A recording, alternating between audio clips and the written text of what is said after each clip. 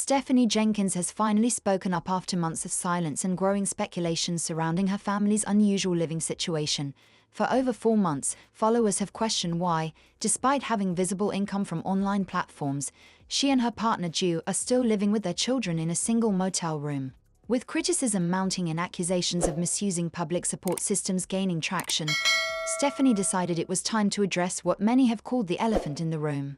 In a video that quickly stirred even more backlash, Stephanie confidently stated that her family wasn't the first to live in a motel, and they wouldn't be the last. Into the video, I really appreciate you watching. I wanted to take a minute and say something about the comments of everybody saying we're not making any efforts to find housing. First of all, I don't think that's anybody's business. We're not the first people to stay in a motel while they find permanent housing. And I'm sure we're not going to be the last. I don't think we owe any explanations for any kind of spending we do while we're staying in this motel and while we're figuring out our permanent housing. She dismissed the criticism as nosy and irrelevant, firmly asserting that their choices are nobody's business but their own. Her tone, however, didn't sit well with viewers. Rather than offering understanding or transparency, her message came across as defiant and dismissive. According to Stephanie, she and Ju have made a conscious decision not to move into an apartment. Instead, they are holding out for a permanent home, ideally one with 4 or more bedrooms to comfortably accommodate their growing family. She emphasized that this plan is based on what they feel is best for their kids, not on what the internet thinks they should be doing. And I'm sure we're not going to be the last. I don't think we owe any explanations for any kind of spending we do while we're staying in this motel and while we're figuring out our permanent housing. So when people come at us with that, they don't seem to care. They want to keep their kids homeless. Honestly, how do you know what kind of conversations Drew and I have? How many hours we spend discussing what the next right move for our family is? It's to be a 3-bedroom at minimum. We'd all fit more comfortably in something that's a 4-bedroom or more. Preferably something with 2 bathrooms. Gosh, I'd really like to be able to do my laundry in my freaking house. And I'd love it if my kids have a backyard. Don't want to just hop into the next thing just because it's what the internet thinks is right for our family. We want to do what we know is right for our family because quite frankly, only we know that. Doing the right thing means we're staying here for a minute. That doesn't mean we're not going to spend the money to take care of our family's clothing and hygiene needs that come up. Of course, we're planning and saving for our permanent place. Stephanie insisted that their motel stay is a temporary, calculated choice as they save for something more permanent. Bethany has finally given us an update on the housing situation, and it looks like they're getting comfortable in this motel room. Stephanie says her and Mr. Caesar have been talking about housing,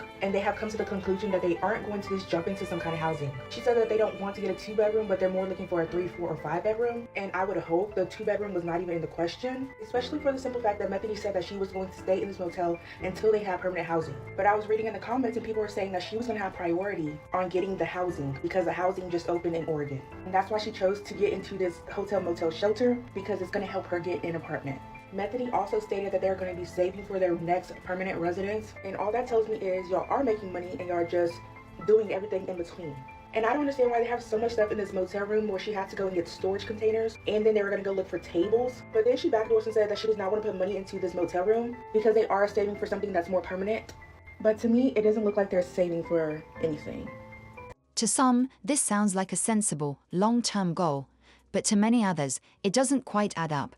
Stephanie's main source of income is from subscription-based content and TikTok creator fund earnings. Ju, on the other hand, hasn't held a traditional job and claims to suffer from health issues like prediabetes and a heart condition. With no clear employment updates or documented savings strategy, the idea of buying a 4-bedroom home feels more like wishful thinking than a realistic plan. There's no timeline, no concrete figures, just vague talk about being financially smart and preparing for the future, all while still living in conditions many consider unsuitable for children.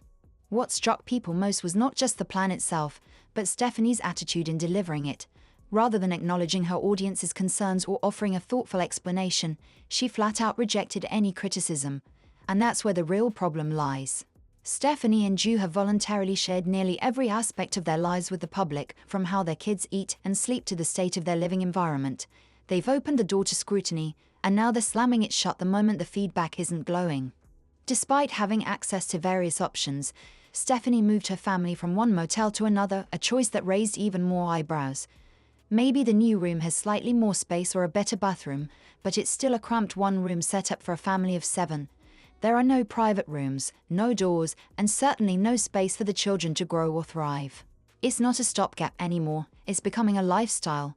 And the justification, Stephanie claimed the motel was more hygienic than the 1-bedroom apartment they previously lived in for 3 years. If you care, this little room is the perfect setup for us to sit and stay comfortable. Yes, I said comfortable. While we find permanent housing. We really are not about to just jump back into something that's not completely comfortable for our family. More on that later. That statement alone sparked disbelief. For most people, a private, permanent residence, however modest, would be the better option. Yet, here was Stephanie defending a one-room motel as somehow superior. This has led many to question what's really going on. There are theories floating around, and none of them put Stephanie and Ju in a flattering light. One of the most talked about possibilities is that the motel they're currently in recently transitioned into a medical assistance shelter.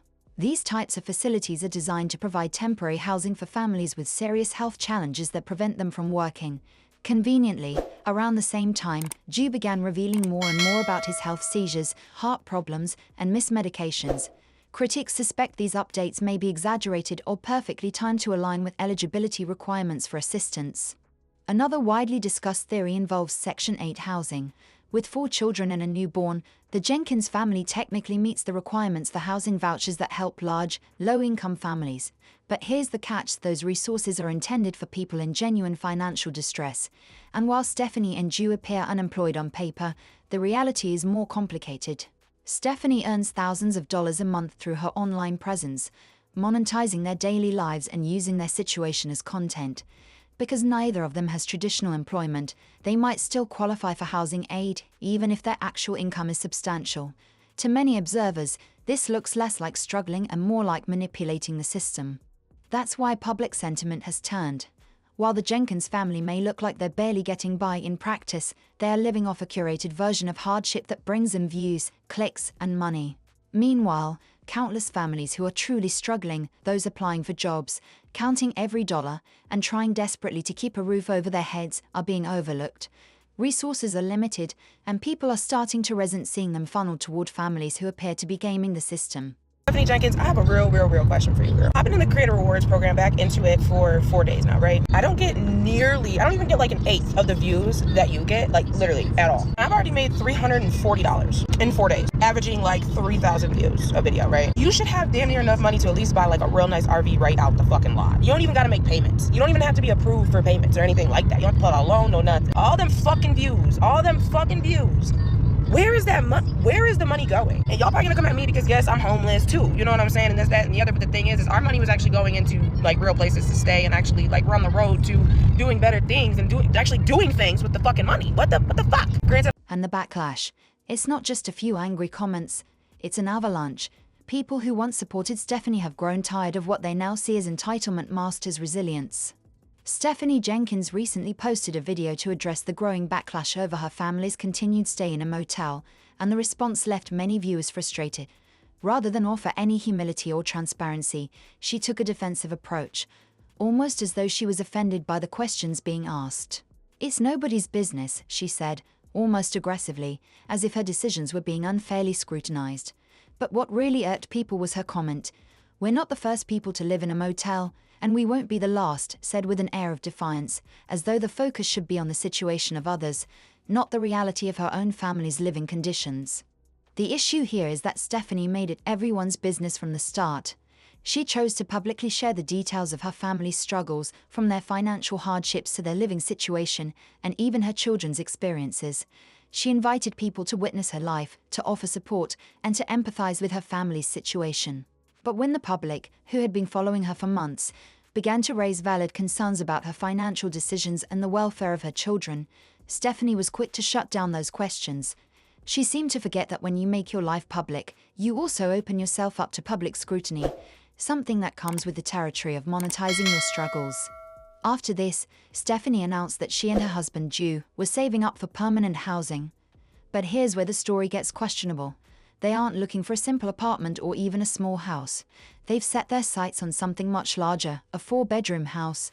Now, the irony here is that Ju, the person involved in this grand plan, hasn't worked in years. His only reported contributions to the family come from vague health concerns, which he claims prevent him from holding a job. He's been dealing with things like prediabetes and heart issues, but somehow, he's still part of the decision-making process for a major financial move involving a family of 7. This is where things start to raise more questions. How exactly do they plan to afford a 4-bedroom house when the only income in the household comes from Stephanie's unpredictable earnings as an online content creator? There's no steady paycheck, no clear savings plan, and no realistic timeline for when they expect to move out of the motel. This isn't about a dream home. It feels more like a distant hope that keeps getting pushed further down the line. And as they wait for this perfect future home to materialize, their kids are stuck in a tiny room, without the space or privacy they need to grow and develop. For context, it's important to note that while Stephanie has spoken out against critics, her choices don't exactly make sense when you dig deeper. She and Ju could have made other decisions. Instead of finding a more stable, permanent place for their children, they moved from one motel to another, settling for a space that's even more cramped. Stephanie even claimed that this new motel was somehow better than the one-bedroom apartment they previously lived in, citing hygiene as a reason for the change. But this only confused many viewers. A motel room is still a single room with no walls or privacy. It's not a safe, functional environment for children. Calling it more hygienic doesn't change the fact that it's not a suitable place to raise a family. This is where the suspicions about their motives begin to surface. There are theories circulating online that the motel they're staying in may have recently been converted into a medical assistance shelter, providing support for families dealing with medical conditions. And right around the time this transition happened, Ju began sharing updates about his health, claiming various conditions that prevent him from working. Coincidence, or a strategic move to gain access to additional assistance? The timing seems too convenient, leading many to wonder if the health claims are being exaggerated to justify the family's continued stay in the motel and to receive extra support from these types of shelters.